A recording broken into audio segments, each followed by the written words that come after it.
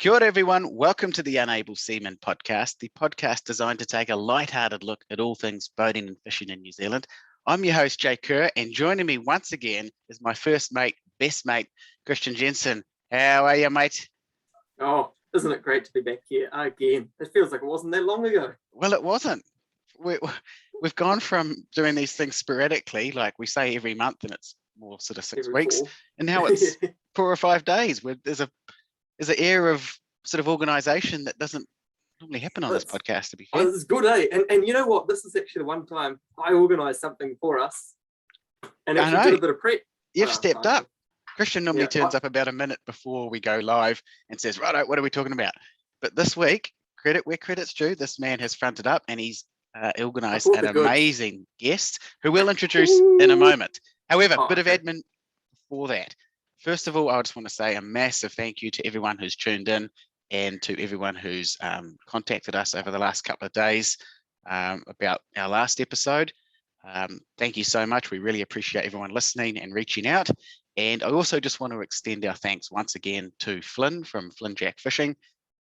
We just were blown away with him and really enjoyed hearing his stories and what a great young man, eh, Christian? He's pretty cool, eh? He's got some good yarns, and he's mature for his age. Like, holy cow! Certainly more mature than you were at 14, but that's not saying much. Just to quickly, though, what we got Flynn to do is once he left, I got him to pick his 4 favourite jigs. Obviously, he's a catch-sponsored fisherman, so I got him to pick his 4 favourite jigs, and I've gone and bought them. So I've bought them, and what I'm going to do is I'm actually not even going to use them. I've put money into this now, Christian. Here we are. Here we're at the big time.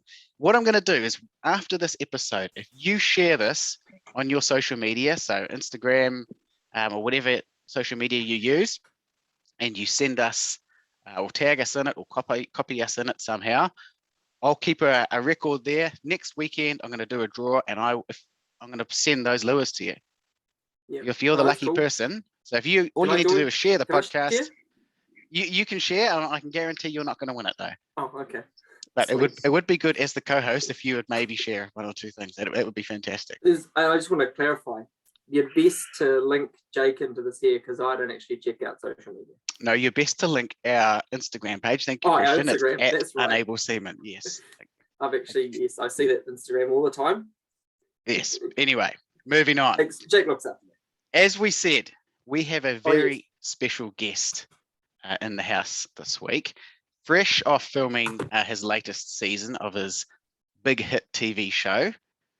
We, of course, have the one, the only, the world famous Michael Mig Rumney. G'day, mate. How are you? Hey team. Hello. How's it going? What an intro. Do you like that? That's professional, mate. Jake does a good job. He does do a good job, actually. It's better than we get most other places, mate.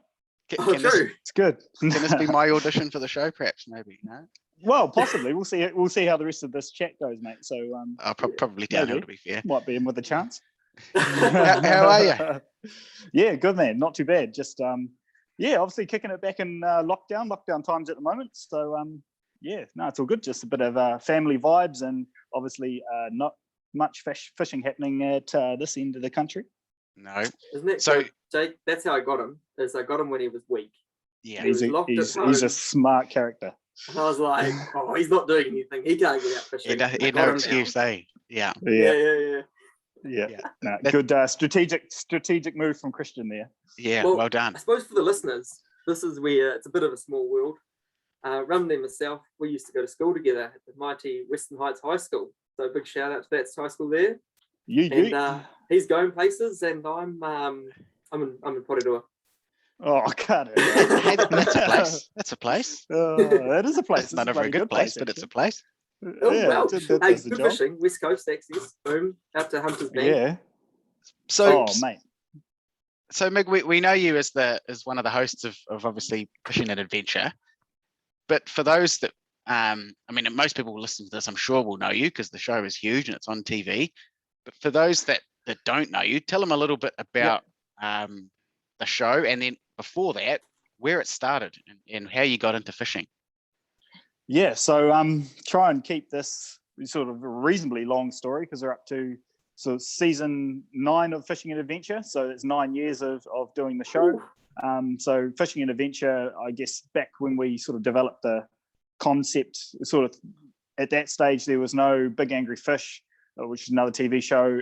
There was the two old boys, Jeff Thomas and Graham Sinclair, doing their thing. And we thought there was a nice, a gap in the market there for a nice high energy, sort of entertaining fishing show. So that's what we developed, I guess, a pilot at the start there for that. And then, pushed that really, really hard and managed to, get on TV get those first couple of seasons over the line, pumped heaps of money into it and heaps of time. And then, Fishing and Adventure developed, and now it's able to be our full-time jobs, which is pretty bloody epic, because that was always the dream, was to be able to do it full-time. And to be honest, those early years, I never thought it would be. I thought it would be a sort of, do it on the side, be able to have to work, juggle another job and do Fishing and Adventure, which was that was not a bad thing either. But and Fishing and Adventure, I guess, is, like I say, been rolling along for 9 years, which is a little bit hard to believe sometimes. And isn't that crazy, man? Can't believe it. And we have, I guess, our different format that we went with, an entertaining sort of fishing show, was having either a challenge or a challenge fish. And if we don't get that challenge fish, there's a consequence at the end. And that consequence can be anything from putting cow shit, essentially, in our faces, hot sauce, deep heat in our undies. Oh, I've seen some rubbish ones. You had that rotten milk or something that was feral. Oh, yep. The rat absolutely. Traps? Was it mouse traps? Mouse traps. Brutal. What's been the worst one? What's been the one that you really just it sends a shiver down your spine just thinking about it? There's some grossies. To be fair, it was probably when it was called the bungee wedgie, and we hooked my underwear up to the back of our Holden Colorado, which was a vehicle sponsor at the time. And then Scott drove away at quite a rate of knots with the hope that it was going to rip my undies off. What actually happened was the undies didn't rip. They kind of broke, but then it pulled me back and then onto the concrete driveway. I chipped my tooth. My old mate was hanging out. There was all sorts of X-rated stuff going on. So literally you'll see in that particular show, it'll pull me out of frame. And that's all that could have gone on TV, because the rest of it was completely X-rated. It was shocking. Brutal. Correct me if I'm wrong. That's in like the opening montage, That little just the bit you said at the start. Yeah. So you'll spot it in there now. Is that recently? Because I can't remember that one. That was possibly either last season or the season before. So I think it was season 8. It was season 8. Yeah. So you'll find it in season 8 promo as well. It's in there. Body on the line, eh? Dude. Man, I still got the tip in my tooth too. Have you? It's coming to the screen. Is that a gaze? Oh yeah, I can't. I don't know that you'll see it. It's too small. Yeah, I think where it was. I went to the dentist the other day, and she said it's not worth fixing just yet. So. Oh yeah. You also did one that was real cool, where you were biscuiting behind, the other person was shooting you with a paintball gun.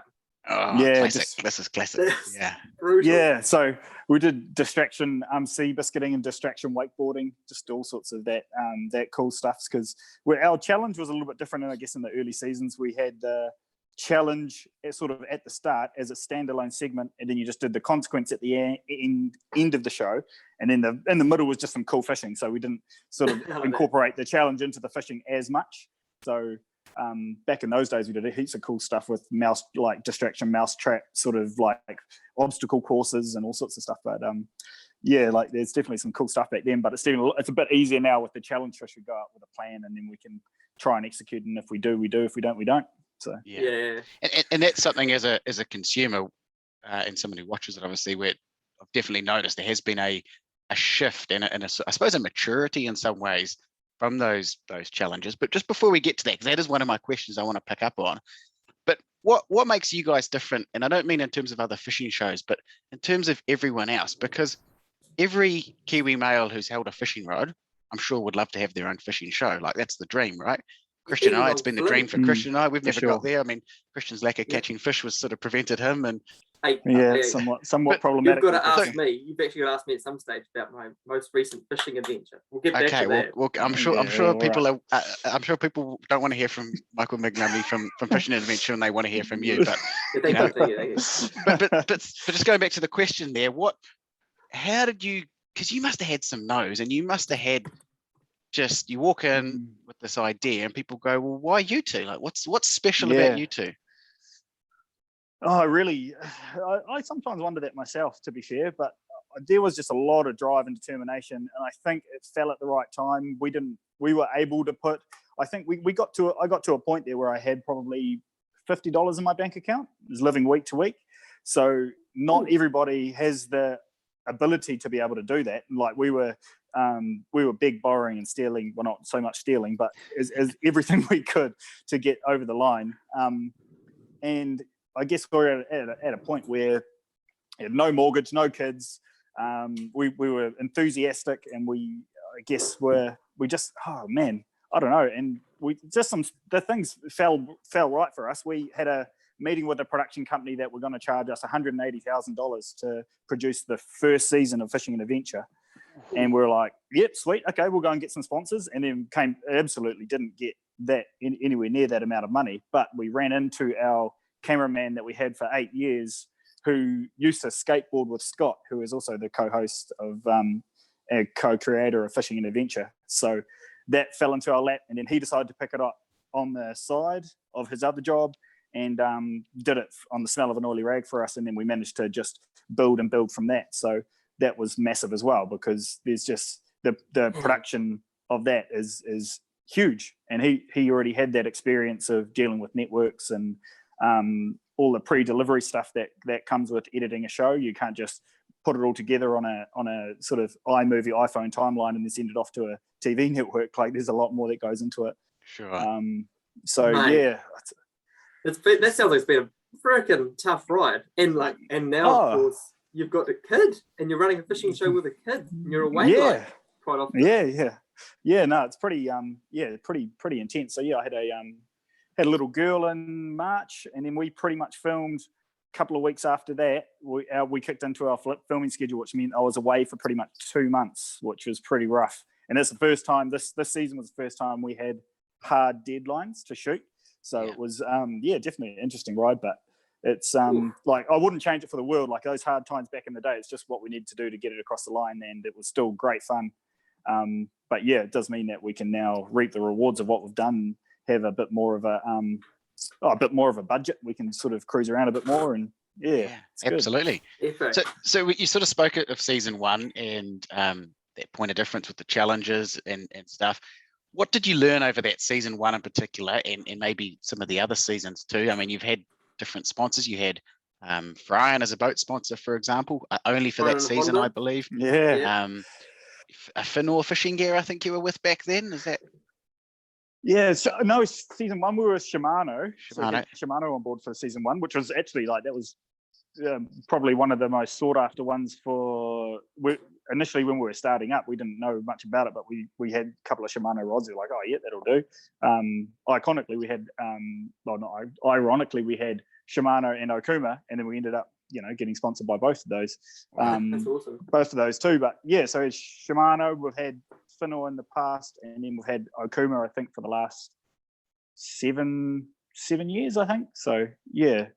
But yeah, like that first year, I think the learnings we came back from that was because we even had costumes and fully themed episodes for those seasons. And I think absolutely, we just wound it back a little bit. You can still find those on YouTube if you dig deep enough.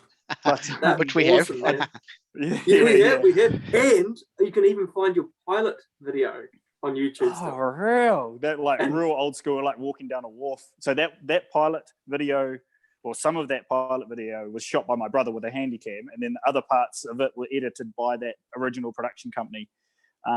So yeah, it was pretty hard case stuff. But awesome. There were definitely some learnings from those first few seasons, and I think those were the learning seasons, and we start to really found our sort of gel by season 4, season 5, which you can still track down on either YouTube or TVNZ on demand. Like that season 5, I think, was a real cracker for us, and some good trips in there. So yeah, you just do have to learn, and you do have to evolve. And we're in the game where if you don't evolve, you just sit stale. So it might seem like you're always fresh, but almost every season we try and mix it up somehow, whether it's a format change or try and improve our production. But yeah, you always have to try and mix it up. Yeah. So, Well, I think one of the things that makes your show successful, and you mentioned at the time when Fishing and Adventure first came around, you had sort of Jeff Thomas and Graham Sinclair, but I think having you and then obviously your cousin Scott is the two of you on camera and the interplay. You know, famous shows like Top Gear, for example. People who don't even care about cars watch it because of the interplay of the three characters. And I think some of that is awesome, true with your show, in that it's two people who love fishing but love giving each other a bit of grief too. And I think that resonates with so many Kiwi males who, let's face it, sometimes you're not catching much, so you end up starting giving each other a bit of grief, and you're firing at them with a paintball and all these sorts of things you guys do. Like, I think it connects with people. Yeah, cheers, man. Yeah, it's we think so, and like that's definitely the thing that overwhelmingly comes back is that sort of banter between Scott and I, and that sort of, I guess, grassroots attitude of not everything has to go right or be perfect. Like, we show the muck ups. Like, if there's something that happens that doesn't work, you show a lost fish. You learn along the way, because that's what people do. And then obviously that banter and all that other stuff around it is just comes naturally when you've got Scott, who's the older cousin, Mig's the younger cousin, and there's a bit of flack going each way. It's and it's good. You're comfortable enough. You've got a comfortable workplace to be able to do that, which is cool and fun. Yeah. I always know who's going to be losing the challenges. Eh? Oh, mate, come on now. You do seem to take a hammering, bro. I'm not going to lie. Man, what's up it's is it like Jason absolute shocker. Naturally, I catch more fish, so he's always losing. Yeah, I did have the figures, and it was something. Oh, let me just quickly jump out of here. Hopefully, I can. So it's not even planned. It's not even planned. I did a speech at our season launch. So let me have a quick look here. Up to season 8, so this is not including season 9. There's been a total of 74 consequences. 39 consequences done by both Scott and I together. So they're like the joint challenge that you might lose. 26 done by myself alone, and then a grand total of 9 done by Scott. Wow, so those figures are absolutely shocking. I'm sure there's some sort of employment laws that you could be quoting there, some sort of bullying. I think so. Yeah, workplace harassment might be right up there. But how about that? He gets to go fishing, call it his workplace, and get bullied there. That's fantastic. Yeah, I know. Great, eh? Awesome. Yeah. Cool. But to be fair, the last few years we have been running a challenge, which means that you have to catch a challenge fish, which means I haven't been able to catch that challenge fish. Thus the consequences. So maybe it's more on me being a bit hopeless. Yeah, it could be. It's just the way it is. You're still out there giving a jam. I'm not complaining. Yeah. On the day, we don't have to do the consequence on the day half the time. Most of the time, they're done sort of at a later date, so you don't have to worry about brutal delay. Punishment. Yeah, that's right. It's in the back of your mind the whole time, but yeah. But it does definitely make you want to fish a little bit harder sometimes. Like you know that we've got some absolutely shocking ideas in the bank, and you're going to end up doing one of them sometime. Yeah. So, can you give us? Are you allowed to tell us what one of your up and coming consequences may or may not be? Oh, good. That'd be spoiling, Christian. Well, it doesn't have to tell us it's going to be the next season's consequence. But have you got one tracker you would, if for our listeners, if they heard this right now, they could see it and go, I heard it first on Unable Seaman. Let me have a little think. We have got some crackers coming up. My memory is hopeless because I've done too many consequences and I've lost too many brain cells doing them. I mean, I can sort of sympathise with you a little bit, Meg, because my consequence is actually going fishing with Christian. So it actually doesn't matter what I catch. There's a consequence every week. The whole time. It's just like, Christian's going to be there. Yeah. I know that a few that are coming up, and you're not going to know who's doing them, so it doesn't matter that I leaked them. But it is very. I'm only doing it for you guys, mind you. So scoop here on Unable Seaman. How good? Exclusive Unable Seaman. Exclusive. What? So I think what we do have coming. Or did that one air? Oh God, boys, I'm failing. We have. It's a real person. I am Oh no, we got that challenge. Okay, we've got some. I think coffee grounds and a hot chili sauce shot. So like a whole coffee ground thing in your mouth, and then with hot chili sauce with it. Absolute shocker. So that's gritty, and you got to get that down there. It's just dry. Like, I love coffee, but you don't like, just imagine cleaning your coffee machine out and then just shoving that in your mouth. Yeah. And then just munching away on it. No, it's not ideal. I don't want to imagine it. No, you don't. you guys are feral, eh? Is that So, yeah, relatively rough. I'm trying to think of what else we've got. We've got a Marine Deals in-store consequence coming up. So that Brilliant. one of them will end up with one of us being shipped off to an unknown location. So those are always quite fun to do. And then we've also got a whole lot of burley getting tipped on us from an incredibly high height out of a bit of higher pool equipment. So that's always good. So there's a couple, couple of three there. Just dumps burley and guts and mate, the whole lot. Yeah. Try and keep every orifice shut when that happens. I can tell you. I was going to say you've had a couple of stinky feral ones, like you talked about the cow poo and the rotten milk.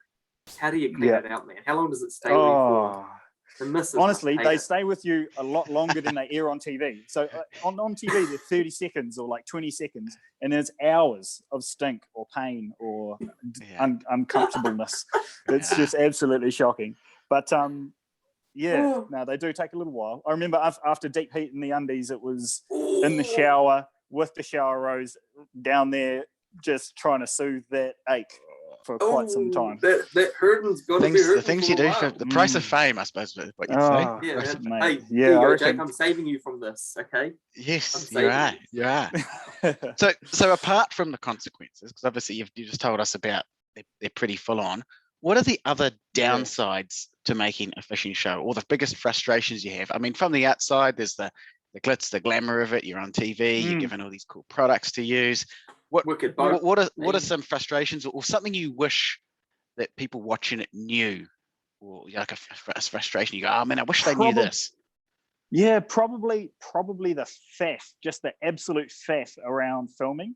So when we leave in the morning, it's not just boosting out, getting to your fishing zone, dropping your rod, jigging up some fish. It's like it's on at the boat ramp, cameras out, filming all of that, going out the harbour, talking to the cameras, mucking around, get the drone up. Meantime, the sun's coming up, that morning, that epic part of the morning you're missing, and then you get out there and it's drop your jigs down. It's just a lot of faff. So I thoroughly enjoy the times that we don't have to shoot, when we don't have to film while we're fishing, but it's unfortunately not often enough. But it's probably be the one thing that you're good for people to know, but it's also it's just part of the job. Like, it's absolutely fine. But we need to see it, I suppose. And it just takes a lot longer to get fishing. It's so frustrating when you're just waiting, the drone's getting set up, and then it's calibrating, and then you got to calibrate it again, and then you launch it, and then try and catch it again, and then everybody, it's all yays and hoorays when the drone lands back on the boat successfully. But in between that time, you're just waiting to get to that fishing spot and get a line in the water, because that's the thing, we don't have days and weeks to do what we do. You've only got like a day, and you've seen that in the time limit that we've put on the shows this year, just to emphasize that, is that we don't have a lot of time. So you just have to make the most of that. Pretty much only a one-day shoot for the fishing stuff. So it gets a bit stressful. So an episode for TV is 22 minutes. Is that right? 22 minutes. Yep. How much filming? And so it's two questions. How much filming goes into that, and then how much work in an hourly rate goes into making a 22-minute episode? Oh, yeah, it'd be hard to. So the 22-minute episode, usually one day fishing, and then there'll be a couple of days of travel, and then shooting around that location. So it might be a bit of shooting before. We might get a launching shot done the afternoon before, and then we shoot out fishing the next day, and then consequences, and then our essential segment that we slide in the middle of it. But the editing is probably where the massive grind is. So there's about at least a week and a half to 2 weeks per episode in the edit suite. Wow. So that's mental, like absolutely mental. That's two people. So we had our cameraman editor for the last 8 years, so up to season 8, which was our guy from season 1.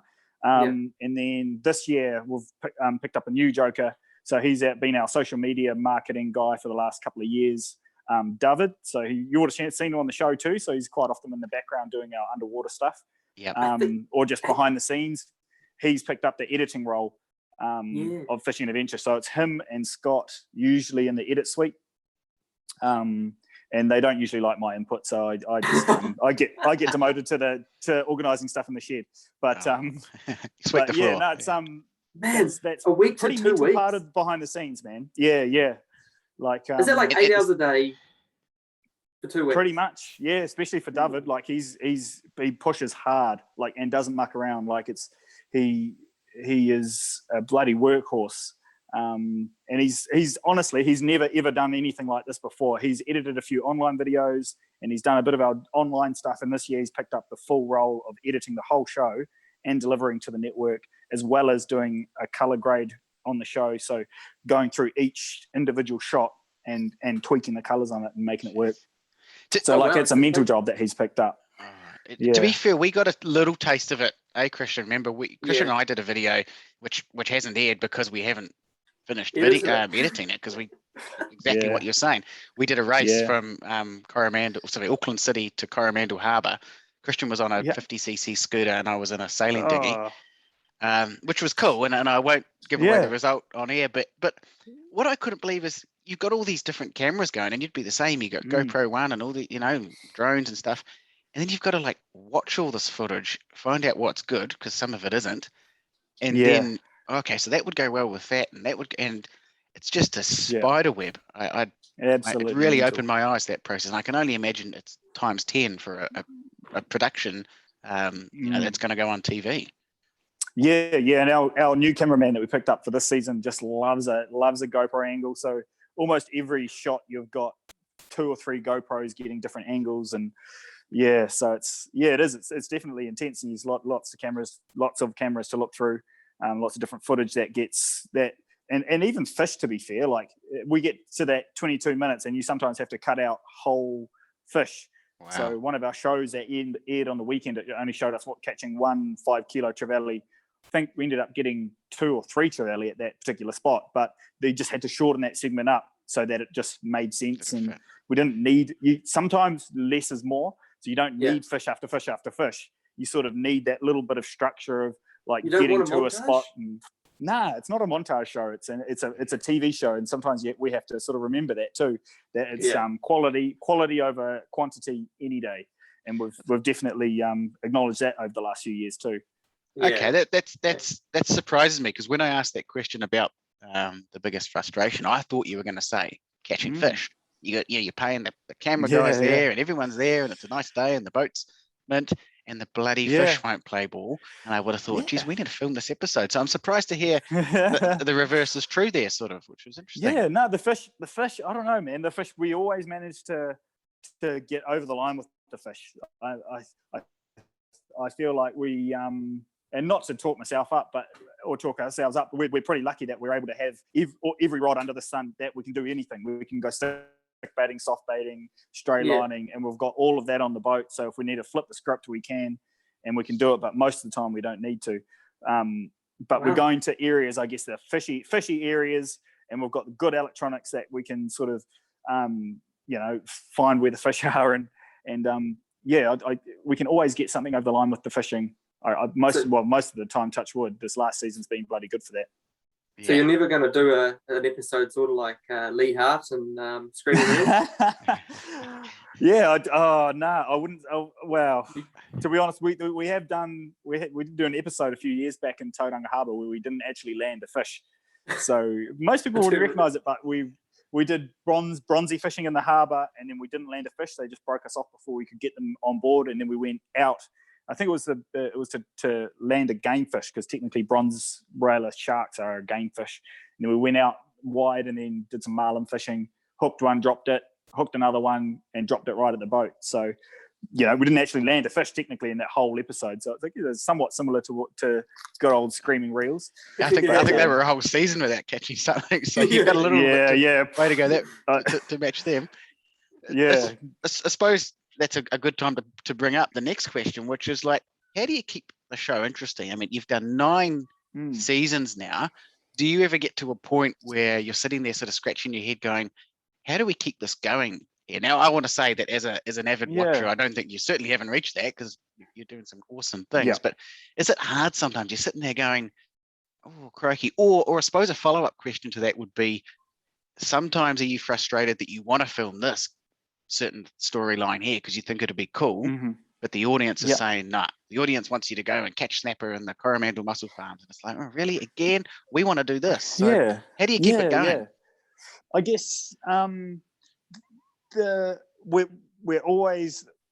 I'll try and start off with the main question. So every year we do a big brainstorming session. So we have get all of the team together. So that'll be Scott, myself, Ben, who is Scott's brother and also does our underwater camera work, David, our other cousin Andre, who's been behind the scenes for years, and then a couple of the other boys, and we'll get everybody in a room pretty much almost for a whole day of just yarning about ideas for fishing and adventure and where we can go.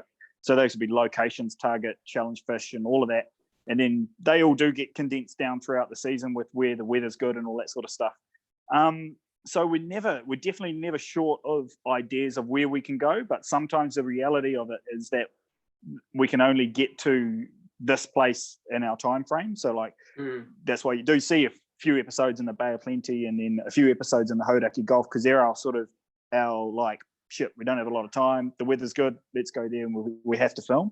So sometimes we do get shit, scratch our head, what are we going to do here? But we just pull it together and then try and think of a way we can mix it up. It's not just snapper and kingies. We have to include the humble John Dory and Trevally and the Hapuka and then all the rest of that.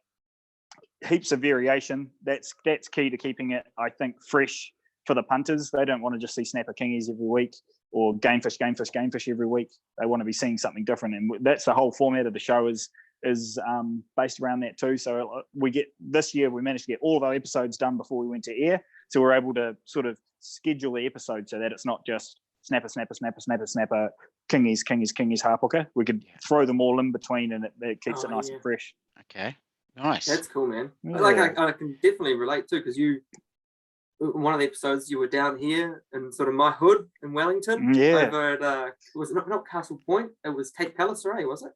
It was Tora. That's right. Yeah. Was it the lockdown episode? Yeah, man. Yes. Yeah. Okay. That was a good one. Yeah. That boat ramp that you launched off, I've got 3 or 4 decent crays right at that boat ramp. Yeah, and that was mental, honestly, that launch.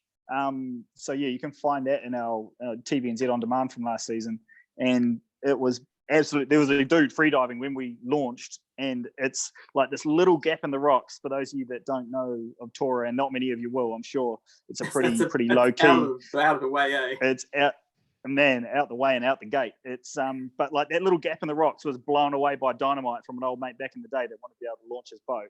So you drop in with a tractor, and then you use a dog leg to get out over pretty much breaking waves, and to avoid more rocks that are going to peel your hull open. Yeah, and it's very tidal. There's no way you're getting in and out of there around low tide. You have to get it all right. So and that was our first. So we rocked up there. Man, I don't know what time we got there. It was 3 or 4 in the morning, and then got up, and our cameraman was incredibly sick. So very sick. So we were the dude that that took us to that place, walked out in the morning and he was like, "Your old mate's sick," and we were like, "Oh shit, we're thinking he's probably got COVID-19," because that was back in the early days and we didn't really know what it was. Turns out it wasn't vomiting and shitting yourself, but it was.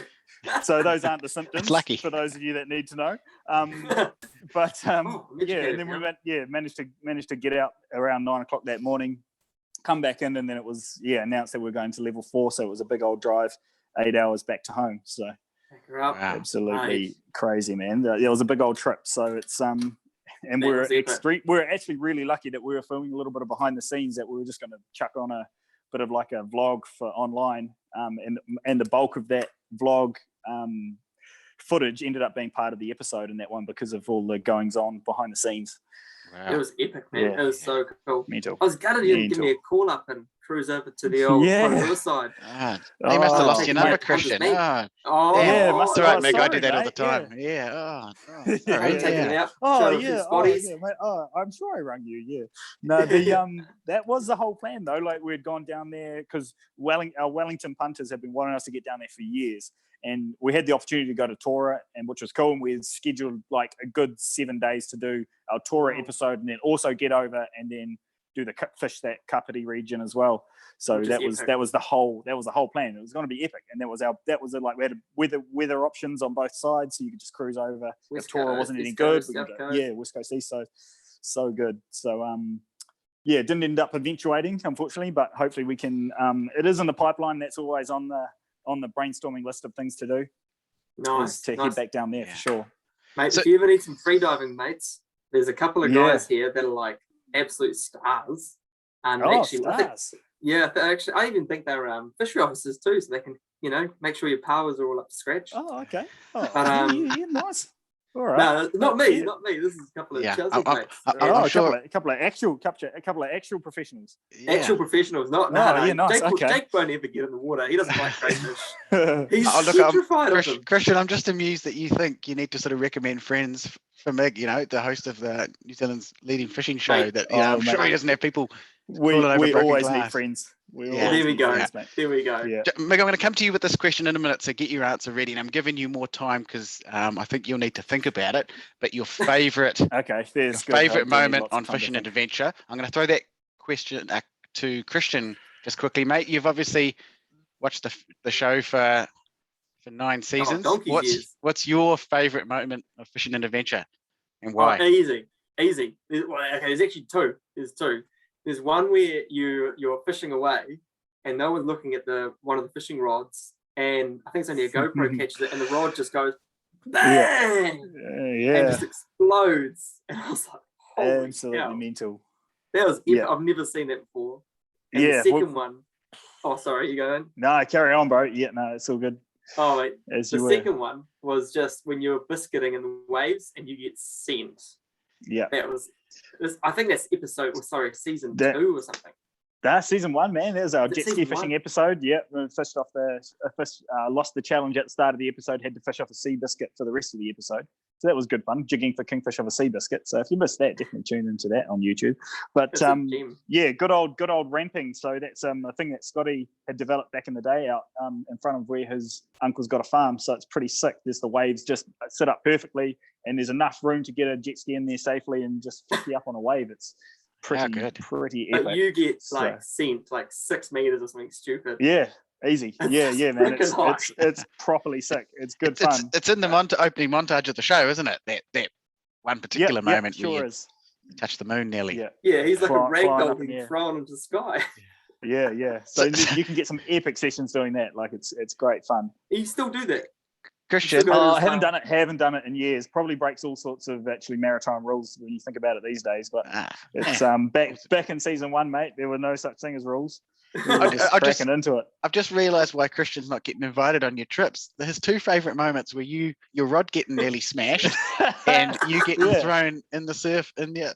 Well, I've got a genuine moment here which I really enjoyed, but it's not you getting hurt. My favourite moment of the show was actually the episode, the 2-part in season 6 where you went to Doubtful Sound. Yeah. You shipped the boat down, like hell of a journey. You shipped the boat down there. You went across Lake Manapuri, I think it's called. Manapuri. Oh man, what a trip! Like that just made me proud to be a Kiwi watching that. Yeah, man, absolutely epic mission that was. It's probably still our favourite. One of our favourite trips is that Fiordland mission, and it resounds with the punters as well. Just the whole mission, and then what we were able to achieve down there was our first time in there, and to have to be doing it on Holy Ship was pretty bloody sick. Like the challenge fish that we were trying to get with the bluefin tuna, 3 kilo cray, the deer, I think a 2 kilo blue cod, and a shallow water harpooker. We never ever thought like any of that was going to be. Well, we thought we might get a couple of them, and then we got so bloody close and just couldn't get the shallow water harpooker, which we thought would be one of the easier ones to get from the stories that we'd heard down there. So epic mission, that one, and it's it's probably Tell right Jake up there about with one of crayfish, our man. favourite moments. Oh, craze, mate. You don't, yeah. Yeah. Oh, No. no. Tell him how many, how big, how shallow. Just absolutely mental. So what happens down in Fiordland is you've got a brackish layer because they have so much rainfall. You have a brackish layer of fresh water, so a fresh water layer on top of the saltwater layer. So you actually can't see the bottom when you're about to free dive down, and when you back up the arms a little bit. So you swim down, and then it gets clearer, and then just like pop, it's clear, like perfectly clear. You can see like the best visibility you can ask for. And you're just looking around, and then there's massively big crays. Yeah, talking Like probably puppy dogs. like puppy dogs. Like, oh, I don't know. Like, yeah, the biggest one we got would have been 3.5 kilo, but there were bigger ones there too. So we had our cameraman there on the tank, and he swam down and showed us some footage. Didn't bother grabbing any because you just grab a couple and then you're done. Yeah. But yeah, there's just absolutely mental amount of them, and they aren't everywhere though. You do have to work for them. Like one of our spots was right up one of the arms, and then we managed to get a couple there and only 2, and then we found another spot out at the heads, which was awesome because the visitor's a bit better. You can actually see them from the surface. Yeah. And like there was a spot there where there was a crack probably about 1 meter wide by 1 meter high, and it had probably 20 or 30 crays in it. It's absolutely mental. Sounds like Jake would say that's a nightmare. Yeah, do you like crays, Jake? What have we got going on here? I've got an absolute phobia of crayfish. I just don't know why. Like, literally have nightmares. Yeah. I'm a 31-year-old man, and I have nightmares of crayfish sometimes. He's a keen Kiwi fisherman. I absolutely dream about crayfish. Like, I wake up in the morning, and my wife will be saying, "You were like sleep diving again," and I'll just be like,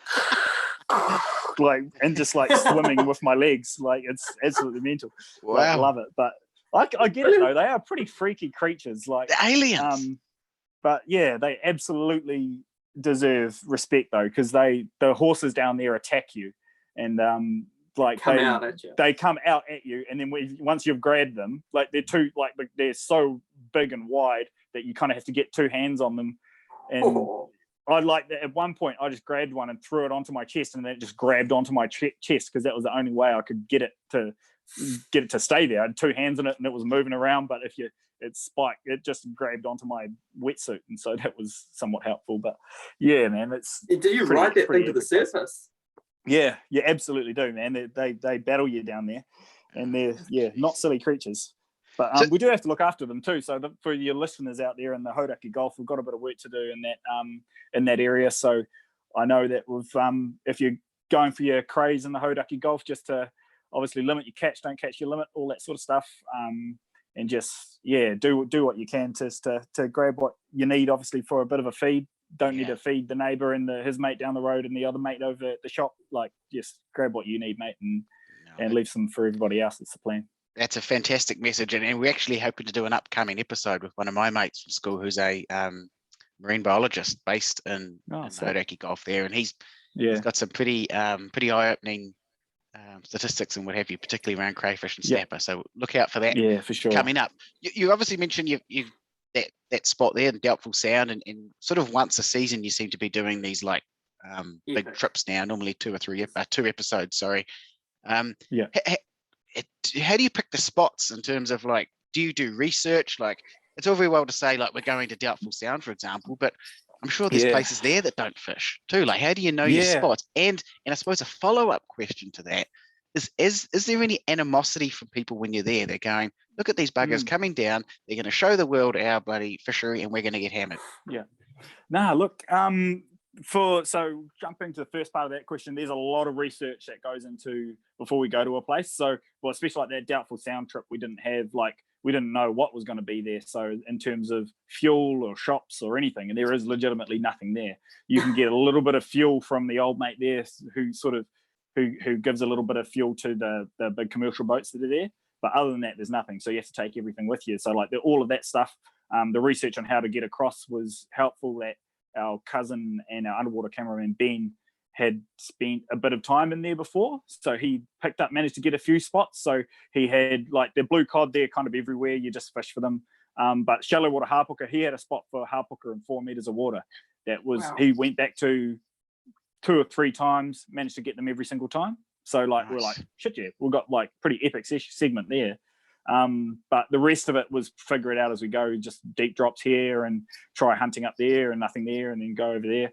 And that's generally what we do with any of the locations we go to, is you get a little bit of info, and then you give that a go if it's going to work. But then most of the time we work it out off what we've sort of, I guess, the knowledge we've got, and then use our electronics and charts and all of that sort of stuff.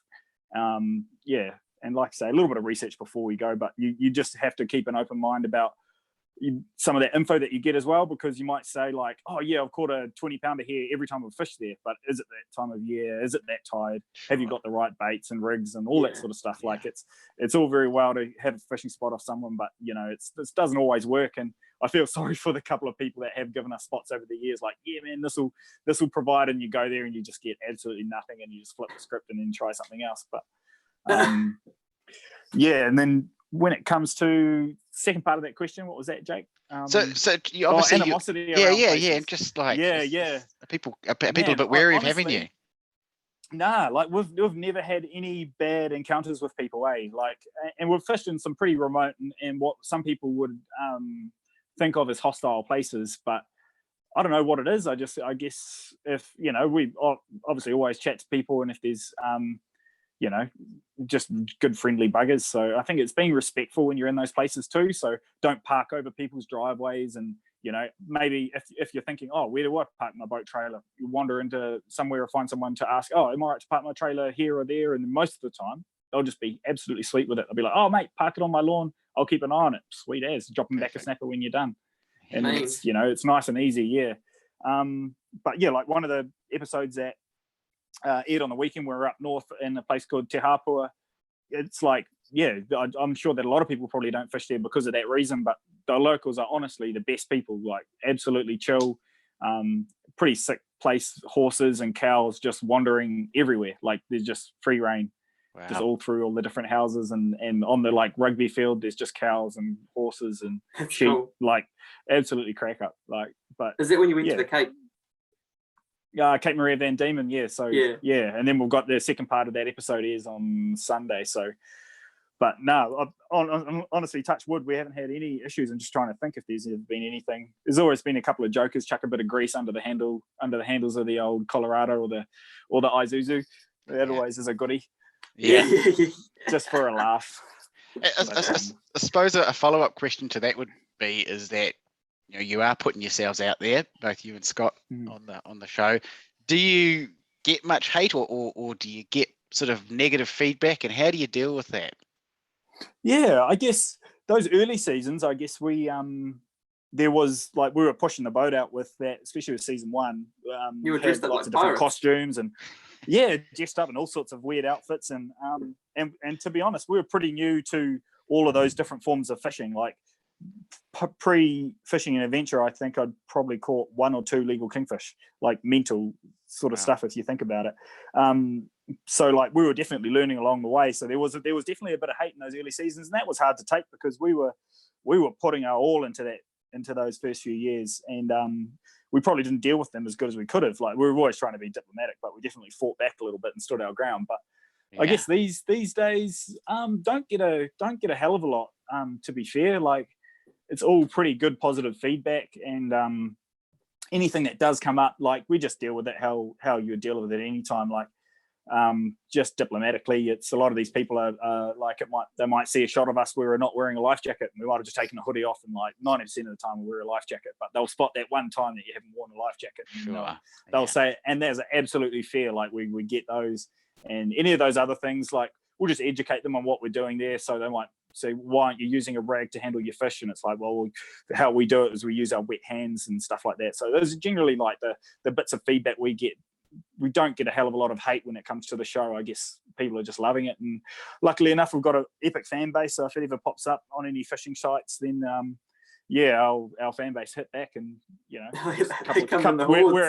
we're an absolute couple of normal jokers. You know, like we haven't got any. You know, none of this was handed to us on a platter. So it's all these. You know, we've got some good fans out there that bat for us as well. So.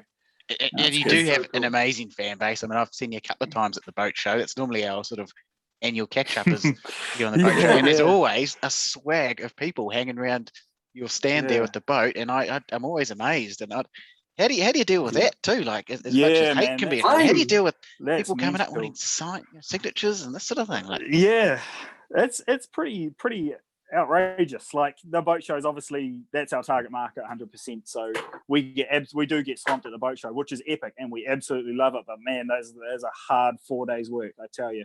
We make a point of being there the whole time as well. So we're not just there for an hour and then gone. We're there from start to finish. So pretty much anybody, whenever they come in, they can come and catch up with us, because that can be a big part of their boat show experience as well. But it's a hard few days, but it's just you just do it, and it's awesome. It's awesome catching up with the fans, and especially the kids on the Saturday and the Sunday as well. So it's pretty bloody cool. It's just we just do it. It's not a big deal at all, the old boat show. Yeah, it sounds like your signature, man. It's been honed, eh? You got it down to. Oh, it's been absolutely honed. It's an abysmal signature, if I'm perfectly honest, but it's a signature all the same. Hey, those kids that I saw you signing were bloody happy with it. Hey, you've obviously done 9 seasons now with Scott. Have you two ever had a bust up? Have you ever had creative differences or anything like that? Not too much, to be fair. Pretty good. Like, there can always be like tense moments where you're like, I think we should do this, and then somebody else thinking we should do that. But generally we'll work around it and then figure out the pros and cons of what we need to do with the time frame that we've got, because sometimes you do just need to mix it up, and we're like, well, which way do we see that going? But in terms of creative difference for the overall part of the show, it's just always for the benefit of the show, whatever we're doing. So generally there's no bust ups. Pretty good, cool, creative workspace that we have. It's always pretty good. There's just good, robust discussion, which is never too argumentative. It's just always pretty bloody creative, which is cool. And and you need that, because what we're doing, like, it's not just the show too. It's like social media posts and online videos. It's lots of creating that's going on there. So it does have to be a good, like, open, open chats and honest opinions. Because if there's just one overriding opinion all the time, then people aren't going to open up around what we think we should do next. It's always just going to be that person's opinion. So it does have to be, open discussions with that sort of stuff, which is what we have, which is good. Awesome. Who's made the biggest cock up out of each of you? Must be someone who's made absolute great shout. There's been I'm sure there's been plenty. I mean, there's lots of them, and a lot of them make the show, but the odd ones don't, because we're not shooting. But we'll run out of fuel a couple of times. We had to stop. True. Yeah, we had to stop on the boat.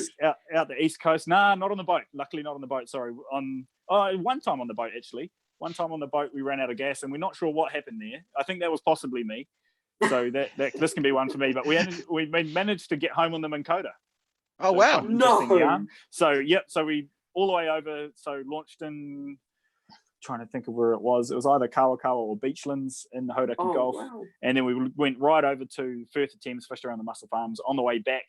And we're not far from the ramp, at least, luckily. And then oh shit. And then so Minn Kota'd home for about an hour and a bit, or a couple of hours on the Minn Kota.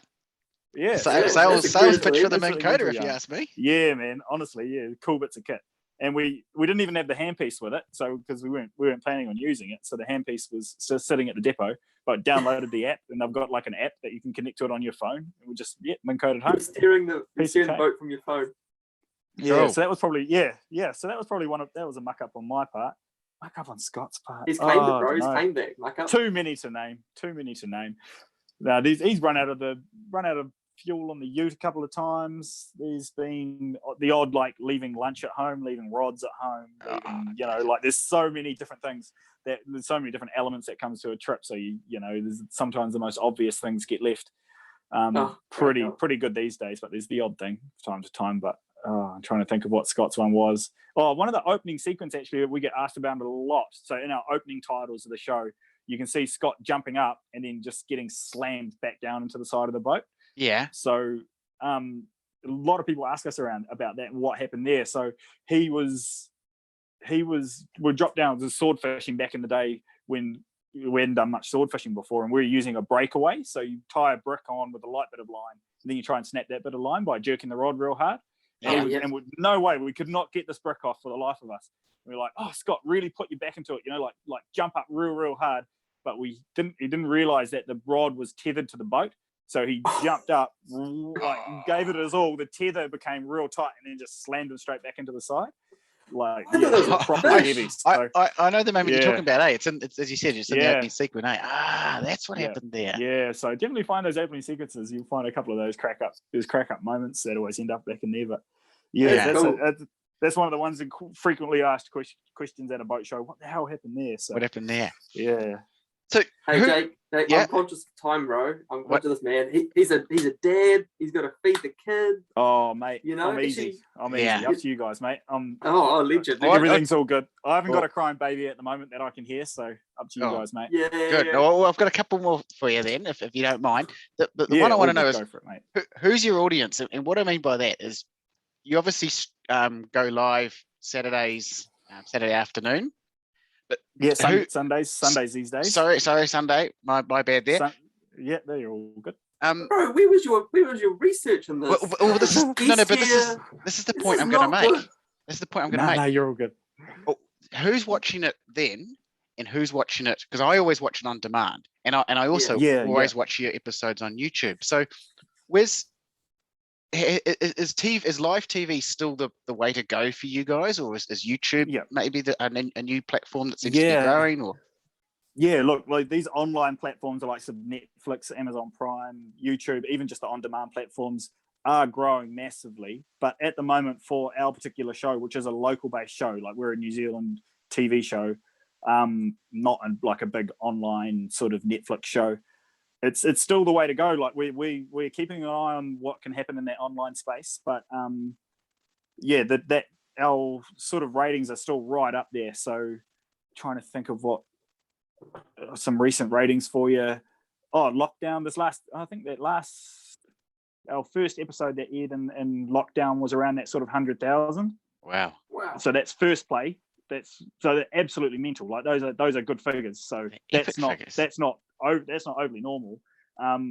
But we do get the odd 100K early in the season when it's sort of dark, daylight savings sort of stuff. So people are sort of hunkered up up at home by 4:30. But it is still the way. Yeah, man. Like it's still the way to go. Like, and that YouTube stuff still is cranking along, but sort of those earlier seasons, I think they're sort of getting around that 30, 40, the ones that are sort of quite popular around that 30, 40, 50 mark, I guess. Yeah. And then some of the rest of them are getting, sort of around the 20s, I guess. So, that's cool. Yeah, I guess we're covering our bases a little bit with YouTube because we have the ability to get them on there. But, we're definitely keeping an eye out for those other platforms as well, because there will be a shift at some point to it just everything being online, and it's probably not that far away. But at the moment, TV is cranking along, and that's where the sponsors see the value, because all of our funding comes from the sponsors. So that's there has to be value there for them. So that's awesome. Man. Well, I think Christian has made a valid point, and I don't want to keep you all night, as much as I'm sure we could talk all night. And I could get him back another time, mate, because we've got like part B here and a C. There's so many questions for this dude. Like, we haven't even asked him about his fishing grounds and all that sort of stuff, and a few GPS coordinates. But anyway, I'll send them to you on the fly, mate. They're not coming out. They're not coming out on here. Yeah. No, all three of our listeners would pillage those spots.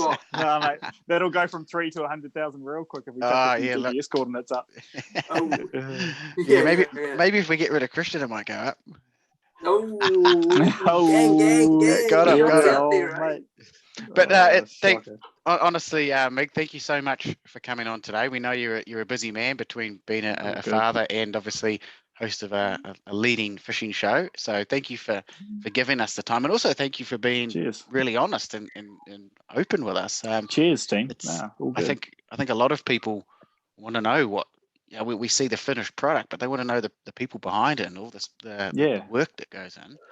So thank you so much for joining us. Christian, have you got anything else you want to ask Mig here? Just one. And I might be jumping in here, Jake, but go for it. You might remember I asked you to do a bit of homework, Mig. Oh yes. Yes. So Jake, do you want to lead it in? Stunning. Dog of the day. Okie dokie. So as you know, we do our dog of the month, and we did ask Mig to bring his dog of the month. Now, keeping a warning here, Flynn brought the party down last week, didn't he? That wasn't a dog. That was a danger to navigation. I thought it was cool. It was a real quick look at that. That's an absolute shocker. It was a real lemon. So did you send it to Mig, Jake? The lemon. I saw it on your social, mate. Oh yeah, he's a follower. Yeah. He's a follower. Yeah, he's one of the three. I love the gear, mate. So have you got one for us there, mate? I have got one for you, and I'm sure you will see it on the Unable Seaman Instagram page or whatever parts of social they have. So this right here, and it's a listing on Trade Me that I managed to find because I thought, I'll just have a bit of a look-see on there and see what gems are there. And the listing says airboat. We got share screen going on here. Okay, I don't know if I can. I'm that technically minded, if you mate. send me the link, I'll share it. Yeah, sure. Okay, I'll bung you through the link. So this is an airboat, and it's supposed to have a big fan that actually like propels the boat. Oh my gosh! And that fan's not even there anymore. And but just the overall look of this boat is absolutely wrong, and it's just like no seats. It's an absolute shocker. And I just think there's no place for a boat that doesn't have a prop. To be perfectly honest with you, there's no place for a boat that what? Doesn't have a prop. No, so if it's got a mast. It's got a mast with a sail on it. Controversial. A controversial call. You're going to get cancelled. You're going to get cancelled. No way. And let alone fiberglass. Don't get me started on fiberglass. Oh no, I won't have that. I knew I'd get a bite on that.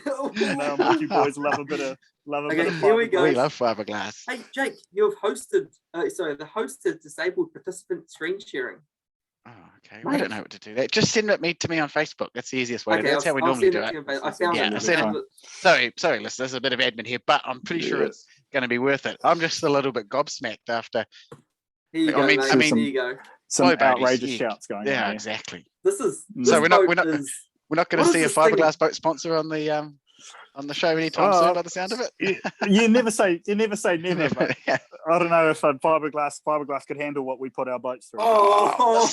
Listen to him. Oh my giddy aunt. Okay, so I'm just looking at Mig's dog of the month there, and is it trying to be one of those? To give the listeners a bit of a picture here, you know, in Florida and that you see them go up through the mangroves with those big fan boats. Yeah. Exactly. But as you said, it's a fan boat without the fan. So it's just somewhat important piece of machinery. And how much does he want for it? He wants $750 for it. It's not expensive. Hang on. Never been in the water.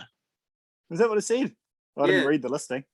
And it's an extra $500 for the trailer. Okay. Now, yarns. This is rubbish. That is taken. It is a new boat, but that's the Mickey. That never been. No, it's certainly never been in the water. Yarns. The thing's about 50 years old and not looked after, and needs a microlight motor. Where the hell do you find one of them?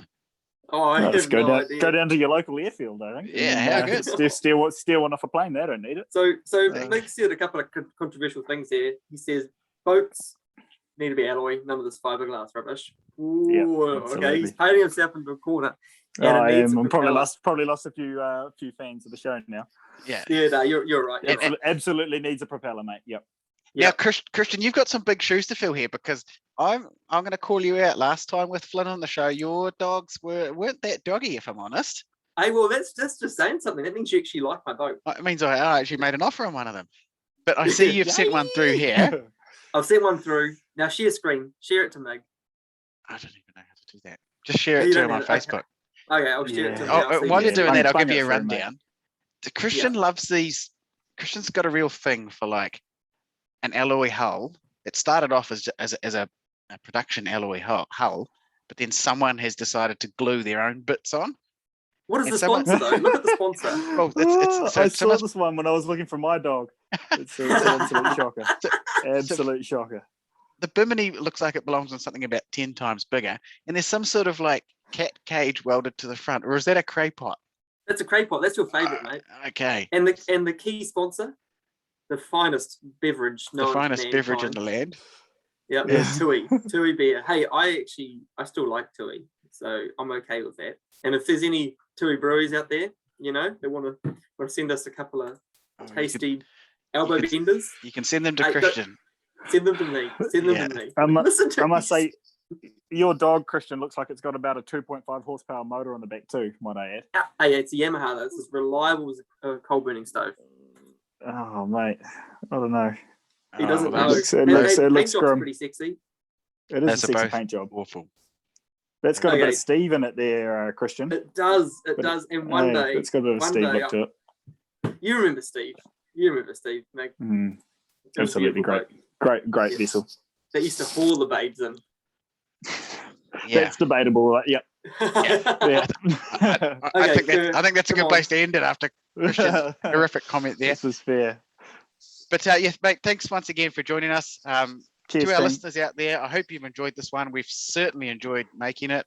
Really good to have a chat to Mig here, and also completely unique for us that we've made a podcast back to back almost with another one.